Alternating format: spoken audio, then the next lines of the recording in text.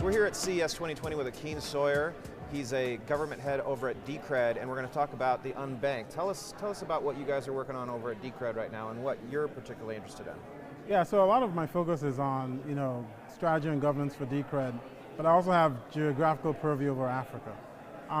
So a lot of what I do or I've been working on is really identifying opportunities across Africa where Decred as a platform can be leveraged. So everything from all the tools we're building around a store of value, being able to use it as a medium of exchange, but also more so a little broader, thinking about, as our governance system matures, I believe it'll provide a lot of value across Africa, because one of the big challenges you see across Africa is governance, whether it's how governments are run, how corporations are run, and wherever you have weak governance, introduces a lot of transactions costs.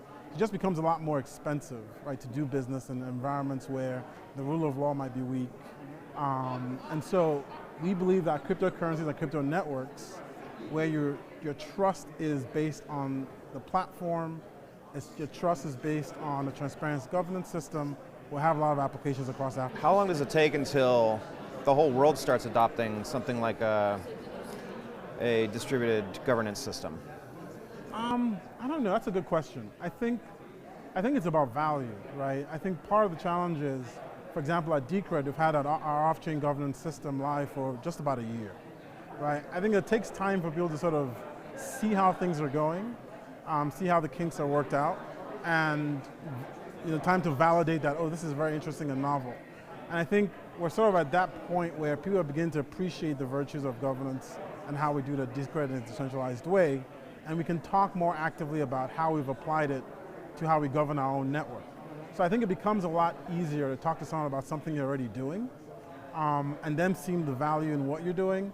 And so I think it's going to be incremental for us. It's going to be looking at the country's environments where the general regulatory or the general market view is at least neutral to positive on crypto, and beginning to sort of make those inroads with local entities and companies that see the value and can apply it.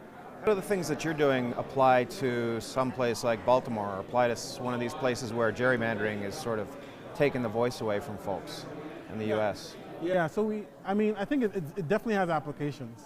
I think the challenge in places like the US, it's very heavily regulated, is that I think adoption will just be, at least in areas of governance, I think adoption will be a lot slower, right? And I think it would be a lot slower because you have fairly advanced and effective governance systems, right, currently in place. Like, people can vote, people have agency. Advanced countries have fairly mature markets in terms of financial services. So I think the value in emerging markets in places like Africa, where 80% of the economy you leapfrog, right, there's just more value in going into these environments where they haven't even had good governance to start off with, right? And so you're bringing something that looks relatively novel to a marketplace that has been either underserved or non-existent, right? And so that's why I think for us, having that focus to prove those use cases around governance and being able to apply even cryptocurrencies to the unbanked and underbanked in a truly permissionless way, we think that's where, and I think that's where you're going to see a lot of initial adoption and acceleration and growth, and then maybe then it comes back into the emerging world once they see that, oh, okay, this is. All right. In your dream time frame, how long does that take? Next year? No, I actually think I like to think about it in half decades. So it's like every 5 years is sort of the measure. I think it'll take time, and I think there'll be small wins along the way, and that's really the key.